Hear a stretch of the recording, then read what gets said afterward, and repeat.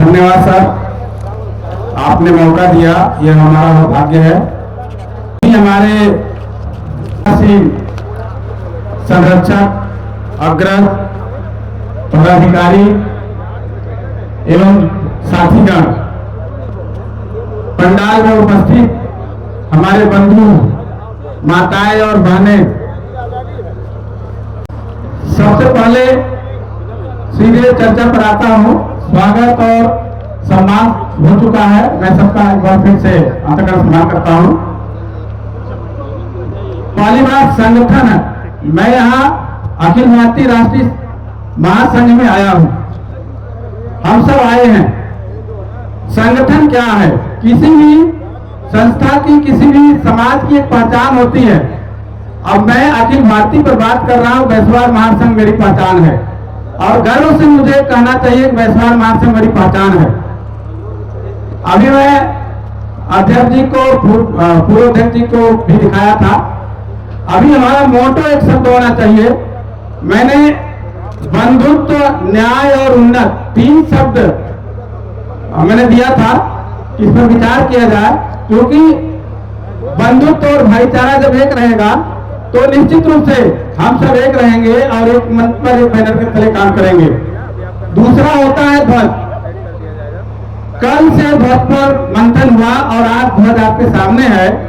हमारे महासंघ का यह ध्वज हमारा सिंबल है, हमारा प्रतीक है, हमारा स्वाभिमान है, हमारा मान है, अभिमान है। हमें इसकी भी रक्षा करनी है। जैसे हम राष्ट्र का ध्वज देखते हैं, वैसे यह समाज का ध्वज है। मित्रों, हमें यह सोचना जरूरी है कि हम संगठन में किस उद्देश्य से जुड़ते हैं, क्यों जुड़ते हैं। तो जैसा कि लिखा हुआ है, सामाजिक एकता, भाईचारा और एकता ये कब होगी? जब हम आपसी वैमनस्यता को त्याग कर आपस में सहयोग की भावना रखेंगे। कोई भी संगठन बनता है तो सबसे बड़ी बात समाज सुधार की होती है। जैसा सभी लोगों ने बताया, तो समाज सुधार का मतलब जो भी बुराइयां हैं, अभी जैसे कई लोगों ने दहेज प्रथा, बाल विवाह, नशाखोरी और चरित्र निर्माण की बात कही। मैं भी मानता हूं कि हमारे समाज में ये सब हैं। इस पर भी हमें विचार करना है कि नशाखोरी, बाल विवाह, चरित्रहीनता और दहेज जैसे मुद्दों पर मंथन करने की जरूरत है। खासकर जो लोग अपेक्षा रखते हैं उनको मैं सुझाव देता हूं कि इस पर विचार करें कि हम क्या कर रहे हैं। शिक्षा का प्रचार होना बहुत जरूरी है हमारे समाज में।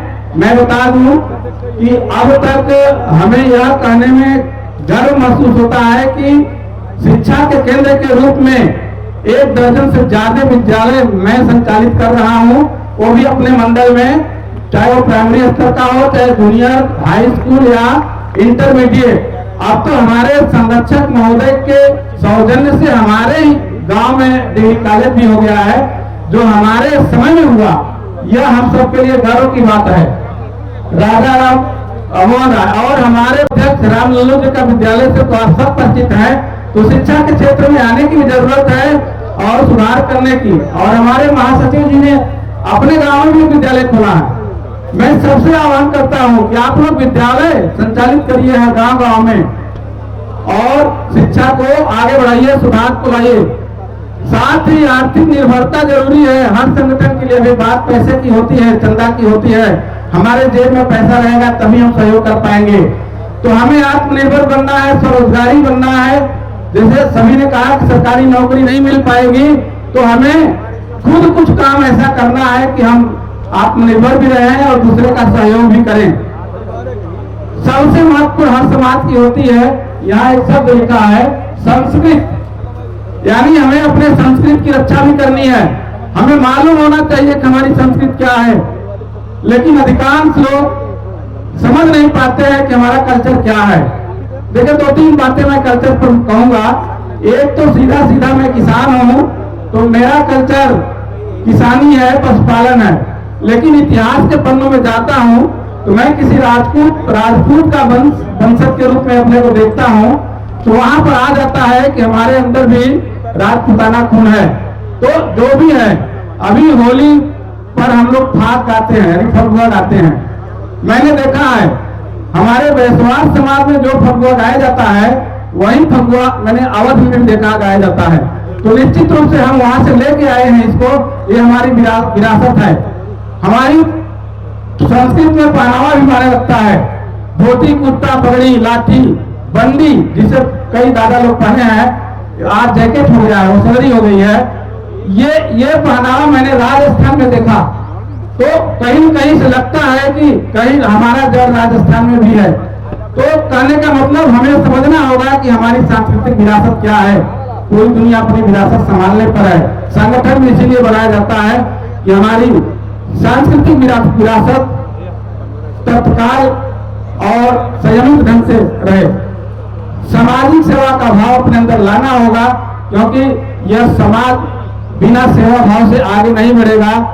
और अभी जैसे कहा गया कि सबको नेतृत्व करना है, जिले में ब्लॉक में, तो नेतृत्व करने के लिए आपको आगे आना पड़ेगा। अगर आप आगे नहीं आते हैं तो आप अपने समाज को पीछे ढकेल रहे हैं। साथ ही संगठन का विस्तार, मैं संक्षेप में अपनी बात रखूंगा। संगठन का विस्तार जिले से ब्लॉक स्तर पर जाना चाहिए। कई बंधुओं ने मुझसे कहा, मैं यहाँ उन लोगों की तरफ से बात रख रहा हूँ कि जिले की प्रदेश की कार्यकारिणी, जिले की कार्यकारिणी सभा में विधिवत मनोनयन हो, चयन हो, तो लोगों को थोड़ा सा काम करने में और रुचि बढ़ेगी। अपने समाज के संविधान के प्रति हमें निष्ठा भी रखनी है।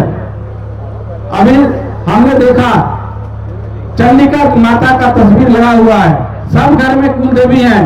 हम भूल गए हैं कि हमारी कुल देवी क्या है। हमारे घर में भी भवानी की पूजा होती है, अष्टभुजी जिसे कहते हैं, वो हमारे बाप दादा पुरखे करते आ रहे हैं, तलवार की पूजा होती आ रही है। हमें हमारी ये विरासत है, हमारा ये कल्चर है, इसे हम संभाल के रखें। अभी मैंने पूर्व राष्ट्रीय अध्यक्ष महोदय से जानना चाहा था, शहडोल क्षेत्र में क्या होता है। वहाँ दुल्हा देव की पूजा होती है घरों से, वो निश्चित रूप से उनके वो इष्ट देव है।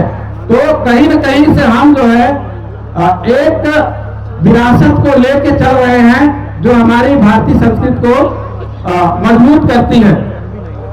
मैं संक्षेप में बताना चाहूंगा, अभी हमारे संस्थापक ईश्वर प्रसाद की बात आती है, मैंने किताब भी लिखा है वनवासी महानायक के नाम से।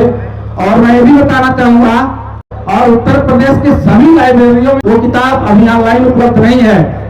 दूसरी किताब मैंने वैश्वास समाज लिखी है, जो कभी गुवास में कार्यक्रम हुआ था तो वहां मैंने उसे प्रकाशित करवाकर मुफ्त में बताया भी था।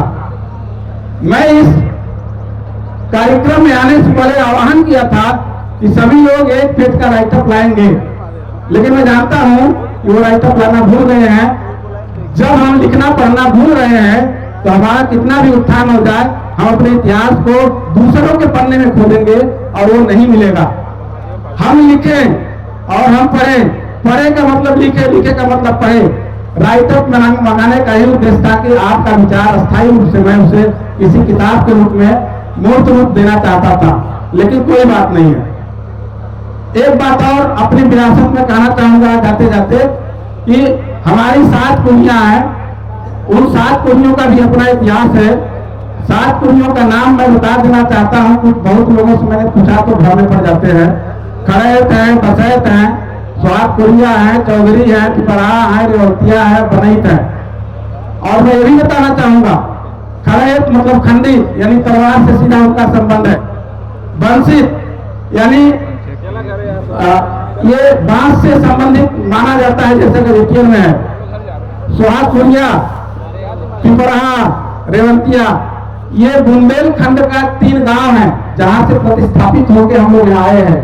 इतिहास जानना जरूरी है। जब आप पूछ नहीं लेंगे, कोई बताने वाला रहेगा नहीं, आने वाले समय में सबकी सांसें बंद हो जाएंगी। मैंने कल शाम को सर्च किया तो मैं पाया कि वैश्वास समाज सूर्यवंशी है और अत्र गोत्र है। ये जानना जरूरी है। हम क्या हैं, वैसे एक शब्द बताकर अपनी वाणी को ध्यान देता हूं। हम वास्तव में शासक या राजपूत कहिए या ये जमींदार जो होते हैं अंग्रेजों के जमाने में, वो हैं। आज भी हम कहीं भीख नहीं मांगते हैं। आज भी हम जो है पौरी प्रजा जिसे कहते हैं, पौरी प्रजा रखते हैं। समाज हमसे है, हम समाज से नहीं है। क्योंकि हमारे दरवाजे पर सब आते हैं, हमारे पास ब्राह्मण आते हैं, हमारे पास मालू आते हैं, हमारे पास कहार आते हैं, हमारे पास धोबी आते हैं। ऐसा कोई नहीं है समाज का जो हमारे पास नहीं आता हो इस अपेक्षा से कि चल रहे लोहा के पास कुछ मिलेगा।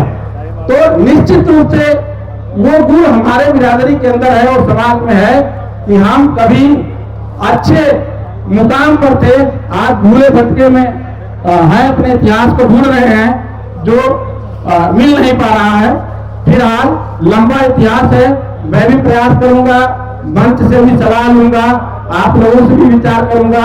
मेरा व्हाट्सएप नंबर अधिकांश लोगों के पास है, मैं एक बार फिर निवेदन करूंगा कि राइटअप लिखकर मुझे जरूर भेजें। एक चीज और संज्ञान में लाना चाहूंगा, बहुत पहले मैंने मैसेज किया था कि अपने गांव के बुजुर्गों या जो सम्मानित उपलब्धि वाले हमारे बंधु हैं उनका एक जीवनी लिखकर हमको व्हाट्सएप करिए।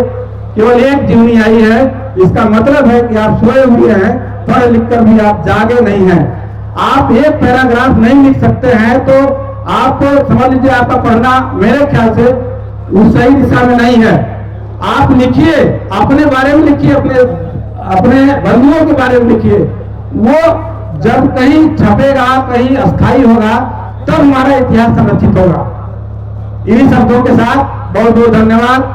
जय भवानी, जय भवानी, जय वैश्वनाथ महासंघ।